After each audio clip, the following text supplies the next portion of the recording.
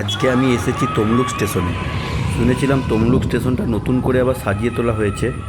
এসে দেখলাম সত্যিই তাই।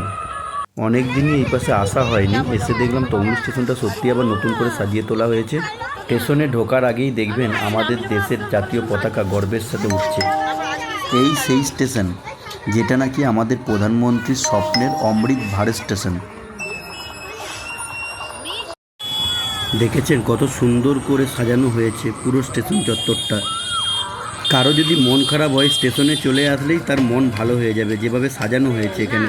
আর আসলে মনে হবে না আমরা সেই আগের তমলুকে বাস করি। এই হচ্ছে স্টেশনে যাওয়ার মেন গেট বা মেন রাস্তাটা। দেখেছেন কতটা সুন্দর করে তোলা হয়েছে স্টেশন চত্বরটা। এখানে ট্রেনের টাইম টেবিলটা দেখানো হচ্ছে এই বাইরে। আমার সবথেকে ভালো লেগেছে এখানে একটা ঘড়ি দেওয়া হয়েছে, যে ঘড়িটা দেখতে খুবই সুন্দর।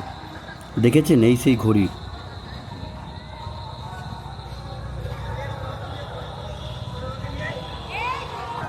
আসলে আপনার মনে হবে না এটা কোনো স্টেশন, আপনার মনে হবে যেন আপনি এয়ারপোর্টে এসছেন কোনো। এই দেখুন প্রত্যেকটা দেওয়ালে কত সুন্দর কাজ করা হয়েছে এবং তার সাথে সুন্দর সুন্দর লাইট লাগানো হয়েছে। দেখেছেন?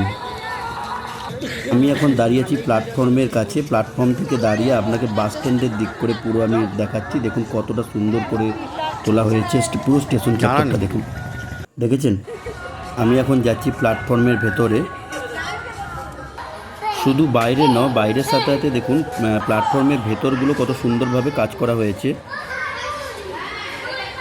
আগে অন্যরকম ডাস্টবিন ছিল, এখন ডাস্টবিনটাও চেঞ্জ করা হয়েছে। দেখুন কত সুন্দর লাগছে। আর এই হচ্ছে আমার ভাগনা, আমার পাপুই আসার সাথে সাথে দুষ্টামি শুরু করে দিয়েছে।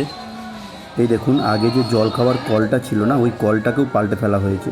থেকে এই কলটা দেখতে বেশি সুন্দর। এখানে উঠে এসে এখানে আপনি টাইমটা দেখতে পাবেন, ঘড়ি দেওয়া হয়েছে। এই নামটা দেখলেই কত না ভালো লাগে, তমলুক। ওই পারে যাওয়ার জন্য সিঁড়িটা যেমন ছিল সেরকমই আছে, তবে দেখলাম যে এই সিঁড়ির ওপাশটায় লিফটের ব্যবহার করা হয়েছে। আমরা আবার বাইরে বেরিয়ে এলাম। যারা যারা এখনও দেখেননি তমলুক স্টেশনটা, একবার আসুন, দেখে যান, ভালো লাগবে। এখানেই শেষ।